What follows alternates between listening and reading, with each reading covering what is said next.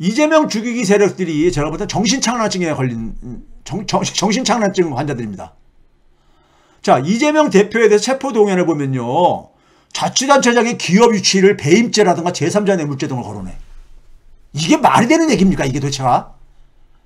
그러면 우리가 그동안에 지자체장들 기업 유치하기 위해서 생사를 걸거든요. 예? 제가 지자체 강연도 많이 다니는데 생사를 걸어요. 예?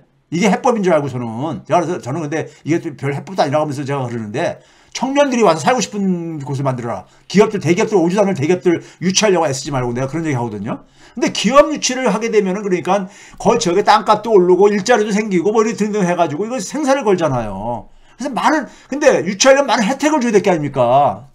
예? 박정희도 그러니까 사실 창원공단 만들면 세금 혜택 주고 말을 했던 거 아닙니까? 그럼 박정희도 그러니까 박정희 때부터 배임죄, 제3자 뇌물죄인 거야. 예? 우리나라 뭐 역대 대통령서부터 해가지고 다요. 이건 완전 정신착란증이야. 예? 그러니까 이들은 자기 편이 하면 치적이잖아.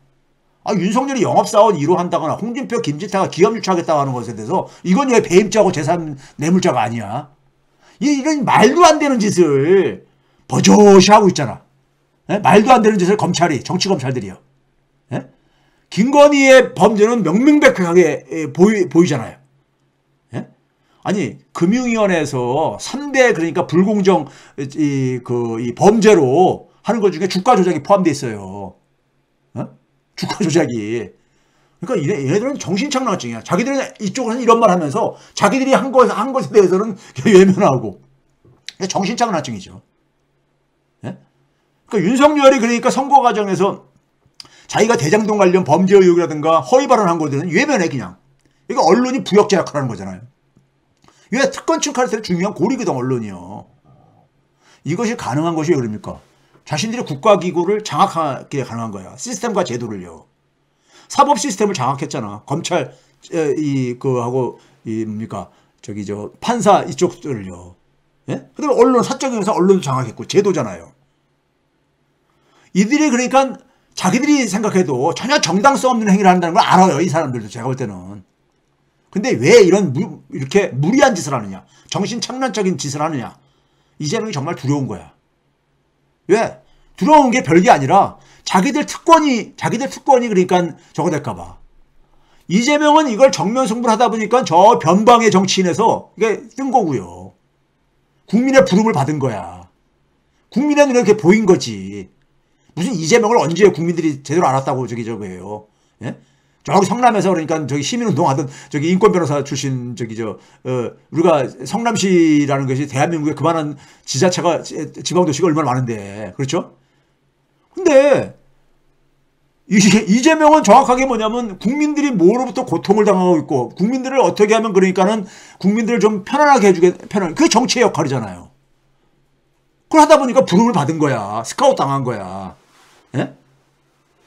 그렇죠? 자, 그 다음에 두 번째는요. 정순신이 제가 볼 때 역사적인 기여를 한 거. 정순신 아들 정아무개 군이 S대 철학과 민사고시를 학폭사건을 가지고 이런 얘기 했잖아요. 검사라는 직업은 다 뇌물을 받고 하는 직업이다. 판사랑 치라면 재판에서 무조건 승소한다. 예? 이런 얘기 했잖아요. 이게 애가 어린애가 이 당시에 뭐 고1인가 이 정도밖에 안 됐다는 거 아닙니까? 예? 이 나이에 애가 그거를 부모한테 안 들었으면 이런 얘기 어떻게 하겠어요? 예? 그러면 고시 패스한 사람을 숭배하는 국민들이 우리나라에 꽤 많습니다. 특히 그러니까 나이 든 사람들 중에서. 특히 농촌으로 가면 갈수록. 이번 경우를 통해서 곽상도 50억이 곽상도 개인만에 국한된 것이 아니라는 사실을 이해했을 것이야. 예? 저는 이거를 드러내준 거라고 해요. 검사들이 대개가 저렇구나. 예? 그러니까 그 아들이 얘기한 게 맞지. 검사라는 직업은 다 뇌물을 받고 하는 직업이라는 게. 그렇죠? 이게 거기다가 뭐냐면 이거를 다 알고선 윤석열, 한동훈, 이원모 이들 다 그러니까 알 수밖에 없는 존재임에도 불구하고 예? 또 KBS에서 보도까지도 했었고 예? 또 자기들끼리 그러니까 자리들 그러니까 옮겨주고 그러면서 보직을 다 알 수밖에 없으면서도 이거 했다는 얘기는 인식체계나 행동체계가 같다는 거예요. 같은 집단인 거예요. 그러니까 이게 정순신 개인의 이 모습이 아니라는 얘기인 거죠. 그 여기 이 판결문까지 돌고 앉아 있더구만요. 예? 돌고 앉아 있어. 예? 그래서 그 다음에 또 하나 이제 뉴스 나온 게 이거잖아요. 천공 이 뉴스토마토에서 단독 보도를 해가지고 바이든 전에 천공의 최측근인 신경애가 예? 이 허창수가 누굽니까? 정경련 제 회장 이제 아닙니까? 예? 허창수 미팅을 해가지고 보고서 만들어 대통령한테 그러니까 이게 보게 되면 제가 이거 보면서 작년에 대선 치르기 전에 그쪽에 참여하는 그러니까 이 전문가 그룹들한테 제2의 안종범, 제2의 문영표 된다, 너네들. 그리고 안종범이랑 문영표가 깜빵에 들어가고 그래가지고 얼마나 그 권력을 누릴 때는 좋았는지 모르겠지만은 결국은 그렇게 해가지고 전문가들이라는 게 그렇게 자리 한 자리 욕심냈다가 말년에 이게 망신살이고 이게 무슨 저거냐 이렇게 얘기했는데 당신들 그 안에서 김건희가 얼마나 실세인지 그리고 김건희 뒤에 천공이 있는 거 아는 사람은 다 알 텐데 그럼에도 불구하고 거기 들어가가지고 한다는 얘기는 제2의 안종범, 제2의 문영표를 스스로 되겠다고 하는 거 아니냐. 제가 이런 얘기 하고 그랬었어요. 자, 윤석열 정권이 3.1 기념사가 이제 화제가 되고 있잖아요. 저는 그거 보면서요. 이것도 저는 자연스러운 거라고 봐요. 저처럼 좀 이제 그러니까는 제 나이 정도 된 사람들은 과거의 경험들이 있기 때문에요. 이게 뭐냐면요. 우리 사회에 일본의 열등감을 갖고 있는 일본 숭배 집단이 있습니다. 실제로요. 있어요. 일본에 대해서 그러니까 뼛속 깊이 열등감을 갖고 있는 집단들이 있어요. 나이 든 사람들 중에서 특히요. 물론 젊은 사람들 중에서 요새 뭐 일베들 중에 이런 사람들이 있다는데 자, 식민지 부역을 정당화했잖아요. 뭐라고 했습니까? 기념사. 세계사의 변화에 제대로 준비하지 못해 국권을 상실하고 고통을 받았던 우리의 과거. 이러지 했잖아요. 이런 말이 어떻게 가능할까? 이건 왜 그러냐면요. 우리 사회 특권층 카르텔의 역사적인 뿌리가 바로 뭐냐면은 이들이 특권을 누릴 수 있는 원천이 바로 뭐냐면 분단이에요. 식민지 시절에 식민지에 부역을 했던 사람들이 해방 후에 우리가 살아남을 수 있었던 이유가 뭡니까요? 살아남을 수 있었던 게 바로 뭐냐면 반공이었어. 반공. 예? 미국의 새로운 주인, 한반도의 새로운 주인, 일본을 대신을 해서 새로 들어온 주인인 미국이 원하는 것을 맞춰주기 위해서 반공을 내세운 거 아닙니까? 예? 그걸 하면서 뭐냐면은 반공에 그러니까는 이 반공 핵심 반공 세력을 자처하면서 그들의 과거의 죄들이 일종의 사회적으로 사면된 거 아닙니까? 이승만 정권이라든가 이 미 군정에서요. 그러면서 이 사람들 그런 얘기 하잖아요. 윤석열 정권 사람들 보게 되면은 친일이 뭐가 잘못된 거야? 친미도 그럼 잘못된 거야?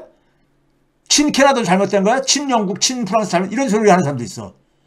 근데 친일하고 친유럽은 다른 얘기지. 유럽은 우리나라한테 반성할 거 없잖아요. 캐나다가 우리나라한테 반성할 거 없잖아요. 예? 근데 일본은 우리한테 사죄할 일이 있잖아요. 못된 짓 많이 했잖아요. 그러면은 적어도 일본하고 그러니까 우리가 친하게 다시 지내려면은 일본이 반성을 해야지만 가능한 거 아니에요? 내 집에 들어와가지고 총칼로 협박을 하면서 여자들을 그러니까 막 능욕을 범하고 막 재산을 막 강탈해 갔어. 그러고 나서 돌아온 다음에도 아무 처벌도 안 받고 나서 다시 친하게 지내. 이게 가능한 겁니까? 근데 이들은 왜 그러냐? 이들이 식민지 부역을 했던 이들의 뿌리가 식민지 부역을 한 집단들이거든. 우리나라 특권층 카르텔이요. 근데 거기에 대한 그러니까 소위 말해서 죄의식이 있잖아. 근데 죄의식을 갖고 사람은 못 삽니다. 못 살아요. 자기를 부정을 해야 되니까. 자기가 살려면 어떻게 되느냐? 죄의식을 정당화해야 돼. 예? 그 죄의식을 안 가지려면 자기가 부역을 한 것을 정당화해야 돼. 예? 정당화해야 됩니다. 그래서 박정희 체제 속에서 마찬가지예요. 거기서 부역을 했던 사람들이 지금 그러니까 이 태극기 부대 많은 이유가 그 사람들이 뭐냐면 그 시절에 뭐냐면은 자기들은 자기 자신과 자기 가족의 그러니까 먹고 사는 것만 가지고 가면서 사회에 그러니까 많은 그러니까 민주화 투쟁하는 이런 사람들을 외면하고 이렇게 하면서 사는 것에 대해서 예? 빚이 있는 거야. 마음의 빚과 마음의 저것이. 그럼 그걸로 가면 되는 건데, 그렇게 살면 되는 건데, 자기들이 큰 소리 치고 살려다 보니까는 그걸 정당화하는 거야. 이런 심리에서 나오는 겁니다. 저는 이거 개인적으로 이런 사람 해봤어요. 그러다 보니까 일본의 식민지 지배를 정당성을 그러니까 인정하는, 이게 3.1절 기념사에서 나온 게 우리가 제대로 준비하지 못해서 국권을 상실하고, 이게 바로 뭐예요? 식민지 지배의 정당성을 인정하는 거잖아요. 자, 그런 점에서요, 우리가 분명하게 인정을 해야 되는 게 있습니다. 우리는 지금 진정한, 아직 우리가 독립이 완성이 안 됐어요. 진정한 독립의 마지막 과정을 지나는 중입니다. 저는 윤석열 3.1절 기념사를 보면서요, 일본 숭배 집단에게 대한민국이 점령당한 거예요. 점령당한 대한민국 정부가 21세기 조선총독부를 자임하고 나온 거야. 21세기형 조선총독부죠, 뭐. 대한민국 정부는 지금 현재. 지금 하는 외교 봐보세요. 외교 보시라고요. 그 토착예구 집단 대표해가지고, 우리 선거할 때 뭐랬습니까? 토착예구하고 한일전이자 그랬잖아요. 그게 현실화되고 있는 거잖아요. 저는 3.1절 기념사 보면서 이토 히로부미가 신대동아 공영 얘기하는 거랑 저는 그 내용이 오버랩이 되더라고요. 이토가 얘기했던 신대동아 공영이요. 예? 그래서 선조들한테 너무 미안하고 하루 종일 고통스러웠어요. 3.1절 기념사에 대한 비판에 대해서 용산이 뭐라고 했습니까? 반일 감정 이용해서 정치적 반사이득 추구. 참, 이 용산에 있는 대통령실 사람들은 이렇게 머리들이 이렇게 안 좋은지 모르겠어요. 이문정 검사가 IQ 검사 받았다는데 이 사람들만은 좀 IQ 검사 좀 해봤으면 좋겠어. 이 사람들 논리를 그대로 쓰면 뭔지 아세요? 일제시기에 독립운동한 사람들을 당시에 그 일본의 그 식민지 지배에 그 부역하고 있던 경찰, 검찰들이 어떻게 했는지 아세요? 반사회적인 존재라고 했어요. 사회 질서를 그러니까는 해치는. 그 다음에 독립운동가들을 테러범이라고 그랬잖아요. 테러리스트라고요. 그러니까 조선의 근대화와 서양의 식민지가 될 조선 및 동양의 평화를 지키려는, 이게 이토 히로부미의 논리잖아요. 동양평화로, 신대동아 공영이잖아요. 일본의 이런 선의를 가지고 지금 한 건데, 이걸 그러니까 독립운동하는 사람들이 이걸 악마화 시켜가지고 자신의 테러 행위를 정당화하는 반사회적 집단이라고 몰아섰어요. 예? 독립운동가들을 이런 식으로 그랬었어요. 이 인식하고 똑같잖아, 지금 보게 되면요. 똑같아. 저는 여기서 과거에도 한번 얼핏 들었는데, 프랑츠 파농이라고 있죠. 알제리에 그러니까 그 정신과 의사 출신, 이 프랑츠 파농의 선언이 여전히 유효하다고 그러는데, 프랑츠 파농의 저술들이 우리나라에도 몇 권이 번역되어 있는데, 예? 오래전에 쓴 책이 일독을 좀 권유를 하고 싶어요. 요즘 세대들한테 특히. 윤석열 정권 집단은 파농의 표현을 구한다면 다름 아닌 조선의 저주받은 자들이야. 이 프랑츠 파농의 표현 중에 보게 되면, 책들에 보게 되면 대지의 저주받은 자들, 영어로 Wretched of the Earth라는 게 있고, 그 다음에 검은 얼굴 하얀 가면, Black Skin White Masks라는 이런 책이 있는데요. 예? 이 책들이 그러니까 뭐 도서관 같은 데 보게 되면 쉽게 찾을 수 있을 겁니다. 여기 이제 보게 되면 그 블랙스킨, 검은 피부 하얀 가면, 여기에 이 책에서 보게 되면요, 이런 표현이 있습니다. 흑인도 왼쪽에 심장을 갖고 있다. 흑인도 인간이라 이거죠. 근데 흑인은 인간 취급을 안 하고 앉았으니까, 예? 백인들이, 예? 니그로라고 하면서 이제 하면서 니그로라 하면서요. 예? 그러니까 이게 인간하고 달라야 되니까 심장이 그러니까 없는 존재 이렇게 하다 보니까, 그러면서 흑인도 인간이라는 이제 그러니까 여기서부터 이제 시작을 하죠. 근데 이제 뭐냐면 이 백인들이 갖고 있는 인종주의는 뭡니까? 이 흑인들한테는 모멸감과 열패감, 이걸 받아들인다는 것은 모멸감과 열패감이잖아요. 자기 안에 적을 거는 거야. 그래서 이거 보시면 우리나라 제세대 같은 경우는 여기에 이런 식의 정신세계를 갖고 있는 사람이 되게 많습니다. 일반적이었었어요. 여기 보게 되면 이런 나라에 나오잖아요.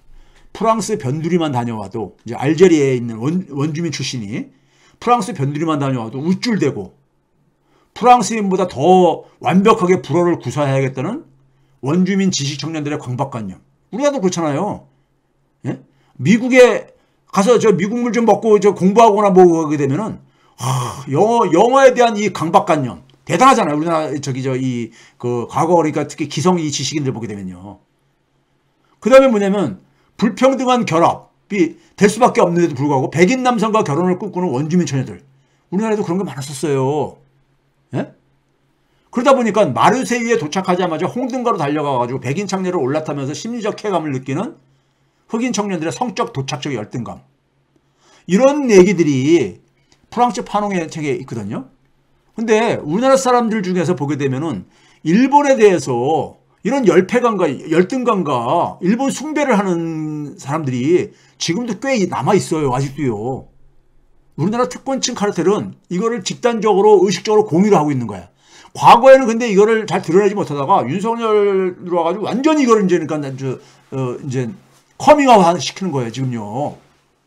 예? 그러니까 우리가 지금 보게 되면은 제21세기형 조선 총독부를 갖고 있는 거죠. 이거 인정해야 돼요. 예? 어느 만화에 보니까 3.1절 정신을 가지고 이 정순신 저거하고 연결을 시켰더라고요. 이게 뭐냐면 피해자한테 변화하는 학교의 흐름을 읽지 못해 맞았으니 예? 네가 얻어 터진 거니까는 예? 윤석열이니까 맞아 이렇게 피해자한테 너 맞았으니까는 협력 파트너로 사이좋게 지내 예? 이렇게 하는. 그러니까 강도가 침입했어. 아버지가 힘이 없어가지고 그 칼을 들고 막 가니까 부인과 딸이 능욕을 겪었어. 심지어 딸은 살기에 강도에게 투항을 했어. 그러고 나서 아버지 못난 결과를 탓하는 것과 뭐가 다르냐고 이게요. 윤석열의 이 3.1절 기념사가 참 진짜 이게 어떻게 한국의 저기 대통령이에요. 조선 총독이지. 네? 저는 조선 총독이라고 봐. 여기 언론들이 같이 그러니까는 뭐라고 했습니까? 중앙일보 같은 경우는 협력 파트너를 구한 윤 대통령의 제안에 일본에 화답기대 한다. 이건 애걸구걸하고 앉아있는 거잖아. 이렇게 반성문 썼으니까 이제 용서를 좀 해줘라. 어? 이거잖아 그냥. 이게 대한민국 언론의 수준이에요. 이게 대한민국 언론의 수준이야. 이게 무슨 언론이야 걸레들이지. 그러다 보니까는 중국으로부터는 조롱도 받고 앉았죠. 예? 중국에 그러니까 영자 그러니까 이 관영통신에서 예? 윤석열이 그러니까는 뭡니까 밤에 걸어다니는 거 이 슬리버커 예? 미국의 자장가에 그러니까는 일본에 대해서 아첨하는 발언을 비난받고 나서 예? 국가 독립운동 기념일 날에 예? 이렇게 하고서도 항의도 못해. 자, 이재명 당대표 사퇴론을 다시 한번 돌아봅시다.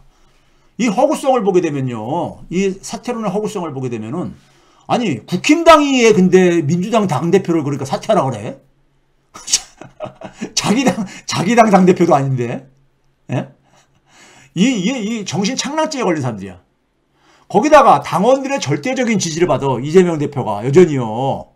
근데 이거를 일부 민주당의 정치인들이 또 마찬가지로 사퇴하라고 그러고 앉았어. 이건 반민주적인 정치인이죠. 예? 반민주적인 정치인이죠. 여기다 또 수구 언론들까지 또 그러니까 사퇴 압력을 구해. 예? 언론이 저는 야당 대표 사퇴 압력을 하는 건 처음 봤어. 예? 언론이 이런 얘기하는 거를요. 이 사퇴 주장론자들의 공통점이 뭔지 아세요? 이재명 대표가 두려운 거야. 자기 고백을 가는 거야. 두려운 거야. 만약에 있잖아요. 이재명 당대표가 인기 없는 당대표였어 봐 만약에. 그래서 민주당원들이 그냥 다 허탈해가지고 아무 희망도 없다 해가지고 민주당에다가 기대할 거 아무것도 없다 해가지고 이렇게 해봐요. 이재명 이렇게 저기 기소하고 이렇게 할 것 같아요? 제거하려고 할 것 같아? 안 해요. 인기 없으면은. 안 그러겠습니까? 인기 없으면 안 해요. 지금 우리가 국힘당이 지금 그러니까 이 전당대회 가고 있는데 솔직히 말해서 지금 표정 관리하는 게 있잖아요. 민주당원들은요. 김기현이 되는 것에 대해서 김기현이 되게 되면 영남 기반 극우 정치인이 되니까 민주당한테 선거에 유리하다는 이런 판단들을 하면서 얼굴 관리하고 있는 거 아닙니까? 똑같은 거야. 이재명이 만약에 인기 없는 당대표라고 해봐. 인기 없는 당대표라고 한다면은 예? 언론이나 야당에서 당대표 사퇴하라고 하겠냐고요. 안 해요. 안 한다고. 왜 하라고 그러겠어요? 인기 없으면은. 예? 즐기지. 그렇죠? 그렇게 아닙니까? 참나. 그만큼 뭐냐면 두렵다는 얘기야. 두렵다는 자기 고백이야, 이게. 언제부터 국힘당이 그러니까는 이재명을 걱정하고 민주당을 걱정을 했어? 예? 이건 뭐냐면요. 이재명 지지 세력을 파편화시키려고 개딸들 버리라고 그랬잖아. 아니 국민의힘이 왜 저희 민주당 당원들한테 그러니까는 아니 이재명한테 개딸들하고 헤어지라고 이런 얘기를 주문을 해? 예? 개딸들이 이제 개딸들뿐만 아니라 민주당 당원들 국민들이 이재명을 그러니까 지지해 주는 것이 이게 이재명이 견디는 지금 힘이잖아요. 그러니까 그거를 그러니까 다 지금 파편화시키려고 하는 거야. 예? 파편화시키는 거야. 그러니까요. 디바이드 앤 룰이죠. 그러니까요. 이재명을 고립시켜가지고, 예? 그래서 이 주저앉혀야 되겠다. 이거잖아요. 그만큼 이재명이 두렵다는 거야. 예? 그러면, 우리는 어떻게, 국민들은 어떻게 돼요? 더 이재명을 지키기 위해서 그러니까는, 솔직히 말해서 지금 이재명 말고 지금 다른 대안도 없잖아요. 지금요. 예? 우리가 쓸 수 있는 일꾼으로서 그러니까 지금 우리가 대안도 없잖아요. 예? 개딸들 잘하고 있다는 얘기야. 예? 개딸 여러분들 정말 잘하고 있는 거야. 자, 박수 쳐드립니다. 예? 개딸들 박수 쳐드려. 잘하고 있는 거야. 그러니까 개딸들이 그러니까 영 신경 쓰이는 사람들 많잖아 지금요. 예? 개딸들 최고입니다. 자, 그다음에 민주당 내에서 당대표 사퇴하라는 정치인들 이건 사꾸라들입니다. 한마디로 사꾸라야. 우리가 옛날에 70년대에 사꾸라라는 말이 유행했었어요. 예? 민주당 내에서 그러니까 유신체제 그러니까 박정희한테 협조하는 정치인들. 예? 사꾸라에 원래 그런 뜻이 일본에서 좀 있어요. 그러니까 그래서 말고기를 가지고 소고기로 바꿔 파는 걸 가지고 예? 일본에서 그러니까 사꾸라라고 이렇게 다 비유를 한 게 있어가지고 이게 유래된 건데 일본 저거의 정치판에서 그래서 우리나라에서도 이 사꾸라는 표현이 한때 유행했었습니다. 이게 민주당의 사꾸라들이야. 왜 사꾸라냐면요. 지금 이재명을 죽이는 건 정치검찰들이 공작하는 거잖아. 이재명이 없으면 자기들 정권 재창출할 수 있을 것 같아. 예? 한동훈 같은 거 내세워가지고 할 것 같아. 그러니까 그다음에 윤석열이 볼 때는 이재명이 제일 무서운 거잖아 지금요. 자기하고 지금 거의 대등하게 하고 이대로 가게 되면 이재명 시대가 열리는 거 시간 문제잖아. 예? 그러니까 뭐냐면은 지금 정치검찰의 공작이잖아 이게. 검찰 독재 권력의 공작이잖아. 근데 여기에 편승을 하고 있는 거잖아 지금.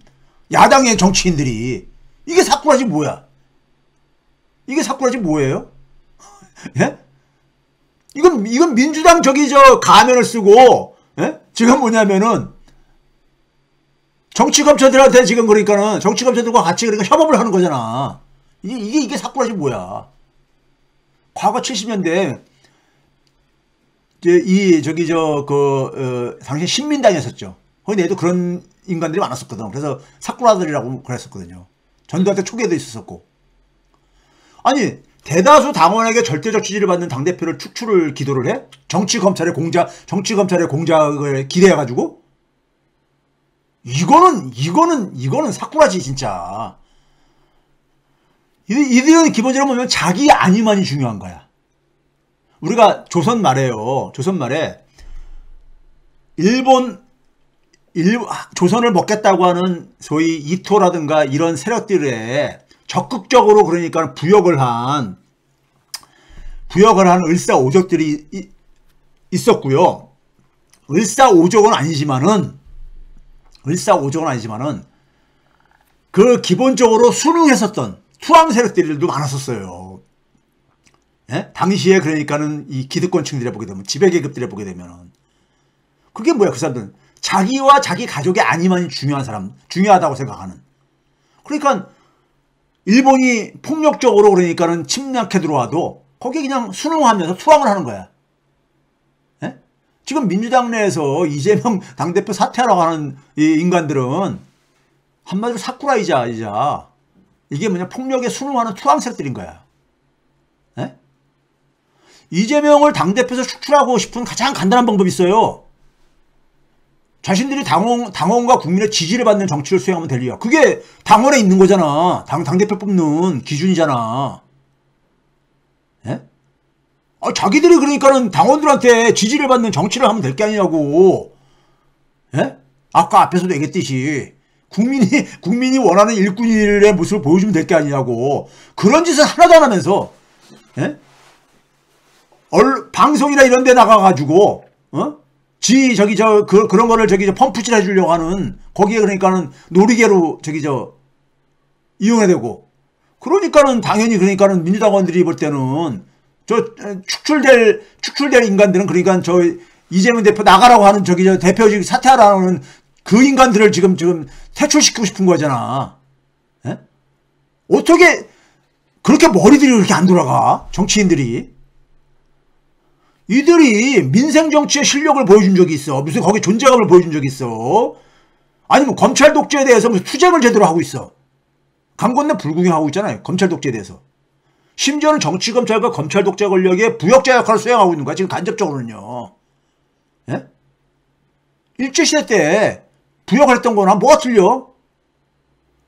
이들한테는요. 국민들이 심판을 해줘야 되는 거지. 아니 선출 권력이 뭐가 그렇게 대단한 적이라고. 그 4년 4년 한시직이야. 예? 4년 한시직이잖아요. 예? 그거 퇴출시켜야 되는 거야. 국민만 분열 안 하면 돼요. 국민만. 예? 자, 과거보다 근데 힘든 이유가 있어, 우리는 대부분이 뭐냐면 과거의 경험에 관성적으로 따라서 이렇게 움직이는 경향들이 있어요. 근데 이번에 우리가 독재는 과거의 독재하고는 차이가 있죠. 과거의 독재는 대부분이 군사 독재. 예? 그리고 그 군사 독재의 향수를 가지고 있는 집단들이 그러니까는 이 권력을 잡거나 이랬었잖아. 근데 이번에는 뭐냐면요. 법제도를 통제할 수 있는 집단들이 있잖아. 법제도를 통제할 수 있는 집단들이 전면에 나선 거 아니에요. 그러니까 이전에 소위 말해서 반사회적 집단과 차이가 존재해요. 예? 그러니까 독재도 진화를 합니다. 독재도 진화를 해요. 그러니까 이들이 뻔뻔하고 부끄러움을 모르는 이유는 뭐냐면은 언론들이 뒷받침해주고 있어서 가능한 거지만은 검찰 무오류주의가 몸에 밴 인간들이잖아. 이 정치검찰들은요. 예? 이들은 뭐냐면 검사들의 공통점이 있잖아요. 이게 뭐냐면 이 사람들은 자기들 잘못해도 법적인 증거를 내밀기 전에는 일단은 그러니까 다 그걸 부정을 해. 그러다가 이제 눈앞에다가 증거를 내놓으면은 그 다음에는 쌩까. 예? 그러고 나서 동료 검찰들이 자기 기소 안 하면 그냥 그걸 끝나는 거야. 그러니까 국민들이 미치고 팔딱 뛰겠지. 예? 미치고 팔딱 뛰는 거 아닙니까? 예? 지금 그래서 국민들이 힘든 거야. 예? 그러니까 지금 청구의 국정농단을 해들어도 최순실 국정농단과 다를 바가 없지만은 이게 그러니까 최순실 박근혜 탄핵하는 거랑 똑같은 방식으로 진행이 안 돼요. 왜 안 되냐? 검찰이 일단은 이렇게 자기들이 법제도를 통제할 수 있잖아요, 지금요. 그건 언론이 그리고 지금 카바쳐주고 있잖아요. 예? 예? 그러다 보니까는 독재가 그러니까 새로운 방식으로 진화를 했기 때문에 이게 이런 일이 일어나는 거예요. 예? 그 속에서 민주주의 후퇴의 결과잖아요. 거기에다 처절한 비용을 지금 우리 치르고 있는 거야. 예? 그러면서 뭐냐면 검찰과 언론의 개혁은 이거는 그러니까 절대로 이제 그러니까 우리가 뒤로 미룰 수 없는 가장 최고의 과제로 모피아 해체와 더불어 가지고 이게 다 드러낸 거 아닙니까? 엄청난 비용을 지불하면서 지금 우리는 이걸 배우고 있는 거예요. 예? 현재 대한민국은요. 제2의 독립운동을 해야 되는 거예요. 지금 삼중국란이잖아. 민생경제, 민주주의, 한반도 평화 어느 거 하나 그러니까는 지금 풍전등은 아닌 게 있습니까? 지금 한번 봐보세요. 대립구도를요. 세습사회를 추구하는 특권층 카르텔과 그다음에 외세가 결탁돼가지고 예? 외세야 어차피 뭐냐면 자기네 나라 국익을 추구하니까 예? 그렇다 치고 근데 우리 이쪽은 뭡니까? 우리가 국민들이 지금 이제 마지막으로 하는 건 뭡니까? 국민이 진짜 주의 나라를 좀 완성해보자. 예? 문재인 때 못한 걸 완성해보자. 그래가지고 누구도 함부로 할 수 없는 나라도 계속해서 우리가 지속시키고 이걸 지금 누가 하고 있는 겁니까? 촛불시민하고 이재명이 하고 있는 거잖아요. 예? 그래서 이건 독립운동이야. 왜? 이 특권층 카르텔에 지금 정부가 제2의 조선총독부잖아. 제2의 조선총독부야. 21세기 조선총독부예요. 우리 완전히 독립 안 됐어요. 완전한 독립은 분단이 끝나야지만이 완전한 독립이 됩니다. 예? 분단이 끝나야지만이. 불완전한 독립 상태였었잖아요. 우리가 지금까지요. 자, 우리가 이제 브라질로부터 얻은 교훈이 있죠. 브라질. 여러분들 위기의 민주주의라는 거 보신 분들이 많을 텐데 룰라가 이런 얘기 했습니다. 전 한 번도 좌파인 적이 없었습니다. 좌파도 우파도 아닌 브라질과 브라질 국민들을 위해서 일했습니다. 이거 이재명이 얘기하는 거 너무 똑같지 않아요? 이재명은 좌우 개념이 없는 분이야. 좌우 이념 이게 없는 분이야. 이 양반은 제가 개인적으로 많이 겪어봤잖아요. 이 양반은 뭐냐면 국민을 위해서 이게 좋은 정책이냐 합리적인 정책이냐 이게 판단 기준이야. 예? 좌우 이런 거 가지고 잣대를 들이미는 거 이 사람은 별로 안 좋아해요. 그런데도 브라질에서 어땠습니까? 룰라가 이런 말 한 게 뭐냐면 룰라에 대해서 특권 측이 빨갱이 딱지 붙이기 프레임을 씌웠거든. 거기도 예? 빨갱이라고 좌파라고. 예? 근데 룰라가 오죽하면 자기는 한 번도 좌파인 적이 없었습니다. 이런 말을 고백을 할 정도로까지. 예? 자기는 국민들만을 위해서 일을 했고 국민들만을 생각했다 이거. 브라질하고 국가와 국민들만 생각했다 이거죠. 그런데 룰라가 또 뭐랬습니까? 개인 혹은 정부의 미래는 우리가 꿈꾸는 대로 만들어집니다. 예? 우리가 꿈꾸는 대로. 그러니까 국민이 어떤 꿈을 꾸냐에 따라서 국민이 꿈이 없으면요 그 나라 미래 없어요. 국민이 꿈을 꾸지 않으면은 민주주의 정부 못 가져요. 스스로 자신이 위대하다고 생각하는 사람은 위대해지고 스스로 보잘것없다고 생각하는 사람은 보잘것없어진다. 국민이 그러니까 꿈을 꾸지 않으면요 보잘것없는 사람으로 취급받고 사는 거고요. 우리 흔히 시중에서 얘기하는 개돼지 취급받으면 사는 거고요. 대한민국은 그런 나라가 되는 거예요. 우리 자녀들이 그러니까 희망을 가질 수 없는. 예? 근데 우리 중 어느 누구도 자신을 보잘것없다고 단정 지을 권리는 없다. 예? 모든 사람은 다 존엄성, 인간의 존엄을 그러니까는 존엄을 인정받을 권리를 갖고 있잖아요. 그 다음에 룰라가 한 유명한 말 있죠. 왜 부자들을 돕는 건 투자라고 하고 가난한 이들을 돕는 것은 비용이라고만 말하는가. 제가 기본금융 기본소득 엄청 한 얘기도 같은 얘기잖아요. 가난한 사람에게 희망을 주는 것이 모든 정책의 최우선이다. 이게 정부가 할 일인 거잖아요. 정치가 할 일인 것이고요. 예? 나머지는 시장에서는 시장은 돈이 힘이 지배하는 곳이야. 그러니까 그나마 뭐냐면 시장에서 소외된 사람들을 정부와 정치가 해줘야 되는 것이잖아요. 이 정치의 ABC야. 이게 무슨 빨갱이고 이게 무슨 좌파야. 예? 아주 무식한 사람들 저거지. 특권과 반칙의 해체를 부르짖고 국민의 기본 권리 회복을 제도화하겠다는 노무현과 이재명 등이 한국 민주주의의 상징이 된 이유가 왜 그렇겠어요? 국민들이 볼 때는 예? 누가 그러니까 자기들이 일꾼인지를 아는 거야. 자기들을 그러니까 이 고통 속에서 해방시킬 사람이 누군지를 아는 거예요. 예? 그러니까 그렇게 죽이려고 하는 거고. 예? 그래서 이재명을 그렇게 죽이려고 하는 이유인 겁니다. 여러분들 제가 3월 초에 이런 칼럼을 썼습니다. 민들레에다가 예? 들어가서 한번 찾아서 한번 보세요. 이재명의 꿈이 불편한 이들. 이거 꼭 좀 읽어보세요. 이재명을 그러니까 이렇게 죽이려고 하는 이유들. 예? 누구인지. 이재명을 죽이려는 누구이고 왜 죽이려고 하는지. 예? 제가 썼으니까 이거 꼭 좀 읽어보세요. 예? 알아야지 뭘 이제 우리가 알아야 면장도 한다는 얘기도 있잖아요. 예? 꼭 좀 읽어보세요. 자, 우리가 지금 더 많은 비용을 지불하지 않으려면요. 지금 우리가 많은 비용을 지불하고 있잖아요. 자, 우리 사회 구성원들은요. 사법 시스템하고 언론을 불신한다고 여론조사 하면 나옵니다. 그렇죠? 우리나라 사법 시스템에 대해서 굉장히 국민들은 불신감을 갖고 있고 언론에 대해서 불신감을 갖고 있잖아요. 그런데 또 검찰의 수사 방식을 지지하는 여론을 보게 되면 꽤 나와. 언론이 만든 프레임을 수용하는 또 여론도 꽤 나와. 그게 많게는 45 내지 한 50%까지 나와요. 그럼 아까 얘기했듯이 30% 정도의 예? 이 얼빠진 사람들, 구제불능의 사람들하고 플러스 한 15%가 가는데 이 15%가 문제인 거야. 15%는 뭐냐면은 솔직히 말해서요. 판단력이 굉장히 부족하신 분들이지. 평상시에는 사법 시스템을 불신한다고 하면서 검찰 수사 방식을 또 지지해. 예? 언론을 불신한다고 하면서 언론이 만든 프레임에는 그러니까 거기에 끌려다녀. 그래서 옛말에 사람은 배워야 한다는 게 그런 겁니다. 그래서요. 윤석열 정권을 지금 우리가 끝장내는 것이 아직은 시기상조인 이유가, 예? 이런 여론이 나오는 상황, 예? 이런 여론이 나오는 상황이거든요. 그럼 우리는 무엇을 해야 하는가? 이게 지금 현실이라 이거예요. 이번에도 그러니까는 체포한 국회 표결 이후에, 예?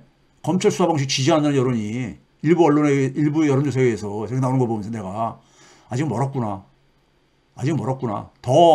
아직도 더 그러니까 고통을 당할 수밖에 없겠구나. 이런 생각이 들더라고요. 그럼 무엇을 해야 하는가? 독재의 진화처럼 저항도 진화를 해야 됩니다. 저항도 진화해야 되는 거야. 과거 그러니까 군사 독재 권력에 싸움할 때의 방식, 박근혜 탄핵할 때처럼 싸움 방식에서 더 진화를 해야 되는 거예요. 우리도요. 예, 우리의 지금 주적은 누구냐? 검찰과 언론이야. 박근혜 탄핵할 때는요, 검찰과 언론이 주적은 아니었었잖아. 그렇죠? 주적이 이제는 뭐냐면 검찰과 언론이 된 거예요. 근데 검찰과 언론은요, 국민 개인을 두려워하지 않습니다. 개인은요. 국민 집단은 두려워합니다. 국민이 한 몸이 되어서 검찰과 언론이 싸워야 되는 이유인 거예요. 예? 예? 정순신 사태에서 교훈을 얻어야 될 게 뭡니까요? 정순신은 뭡니까? 검찰의 힘을 사유화시켰잖아. 예? 그래가지고 그거 가지고 사유화시켜가지고 지 아들을 괴물로 만들고 그 피해자 생각하면요 눈물이 나요. 예? 저도 교육자 한 사람으로서 눈물이 나요. 피해자를 생각하면요. 검찰의 힘을 사유한 이게 정치검찰들의 저거잖아요. 특징이잖아요. 그럼 지금 이제 이 정순신은 근데 엄청난 지금 비용을 지불하고 있는 거야. 정순신이 이런 검찰의 힘을 사유화해가지고 지키려고 했던 게 뭡니까? 자기 아들의 삶이잖아요. 자기 아들이 그러니까는 아무 손해 안 보고 죄를 지어서도 그러니까는 아무런 피해를 안 보도록 해주고 싶었던 거 아니에요. 그런데 지금 결과적으로 어떻게 됐습니까? 자기 아들의 삶이 파괴되는 거, 그 정순신 아들이 어떻게 학교 캠퍼스를 왔다 갔다 하겠어요? 적어도 당분간은, 예? 요즘은 그러니까 우리가 인터넷 시대에서 다 지금 알 수밖에 없는 일인데, 정순신 아들이 어떻게 그러니까는 공개적으로 하고 다니겠냐고요. 예? 이러면서 정순신은 이게 부모 잘못으로 이렇게 된 거야. 가정교육 잘못한 게 1차. 두 번째는 뭐냐면 그거를 처리하는 과정 속에서 또 커다란 커다란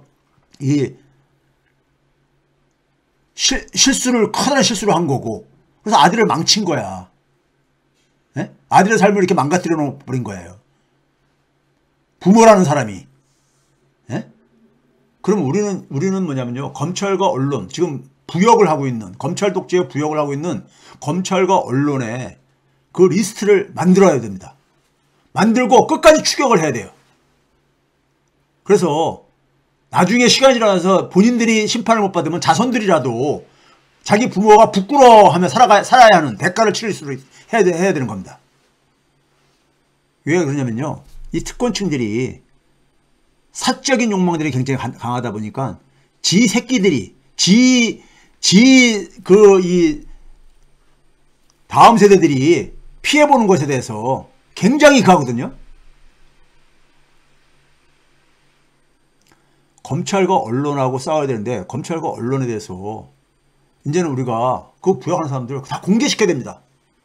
공개시키고 그들이 무슨 잘못을 범하고 있고 역사에 어떠한 그러니까 지금 폐악질을 하고 있는지를 우리가 같이 그러니까 공개하고 공론화하고 그걸 공유를 하고 기록으로 남겨야 됩니다. 기록으로 남겨야 돼요. 그래서 얼굴 들고 못 살게 이 땅에서 해야 돼요. 우리도 그렇게 좀 진화를 해야 돼요.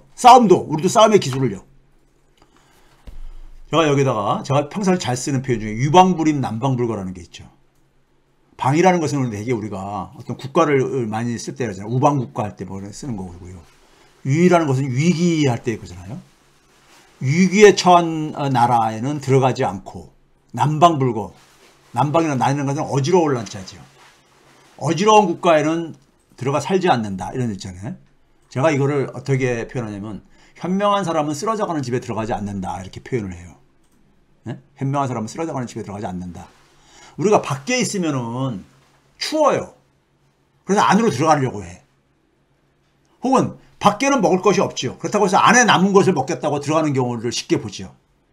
근데 문제는 들어간 그 집이 무너지면은 무너진 집에 깔려 생명을 잃을 가능성이 있습니다. 네? 그리고 유방, 남방이라는 것은 무너질 집이란 말이에요. 제가 앞에서 얘기했죠. 최근에 부동산 기웃거리는 분들, 집값 떨어져도 후회하지 않을 분이길 바라고요. 제가 아침에 이제 조깅을 하러 나갔었어요. 나갔더니만은 어제는 굉장히 포근했었는데 포근하면 어디 가고 한겨울 냉기가 막 몸을 쫙 감싸더라고요. 그래서 굉장히 놀랐어요. 제가 살고 있는 동네 기준으로 해가지고 7시 30분경 되니까 갑자기 냉기가 싹 사라지고요. 뛰어서가 아니라 갑자기 공기가 굉장히 포근해지는 느낌을 오더라고요. 나중에 이제 반대로 뛰어오면서 보니까 중천에 해가 올라오는 거 그것 때문에 아니었나 보는데 또 8시가 넘어가다 보니까 다시 한기가 몸을 감싸기 시작해요. 세상 이치도 이와 마찬가지입니다. 우리가 그런 말 하잖아요. 새벽이 밝기 전에 한번 칠흑 같은 어둠이 온다. 이런 얘기 하잖아요.